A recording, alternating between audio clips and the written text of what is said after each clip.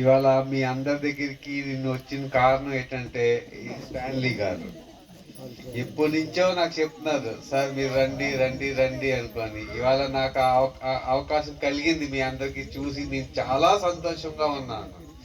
ముఖ్యంగా ఈ చిన్న చిన్న పిల్లలు ఇంతమంది ఉన్నారు, వీళ్ళు అలాగా డొంకల్లోని దీంట్లోని అలాగే నడుచుకొని వస్తారు ఉత్కాలతోటి. అది మాత్రం నేను చాలా సంతోషించాను. నాకు కలిగినంత వరకును నాకు కానీ ఇంకా ఏమైనా సేవలు చేయాలంటే నేను చేస్తాను మీకు. మళ్ళీ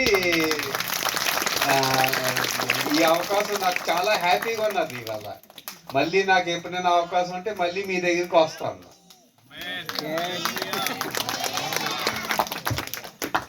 thank you sir, thank you very much. గట్టిగా తప్పట్లు కొడదామా? కొట్టాలి కొట్టాలి కొట్టాలి. హల్లెలూయా హల్లెలూయా. మనం పిలకపోయినా ఈసారి దేవుడు వారి హృదయంలో పెట్టిన భారాన్ని బట్టి వచ్చేస్తారు ఈసారి ఖచ్చితంగా. కొట్టండి తప్పలు కొట్టండి. నిజమండి, నేను ఒక విషయం చెప్తాను, చాలా మందికి అలాంటి హృదయం అనేది ఉండదు. ఎంత ఉన్నా ఏం చేసుకున్నా నేను నా కుటుంబం బాగుంటే చాలు, ఇంకెవరు అవసరము లేదు.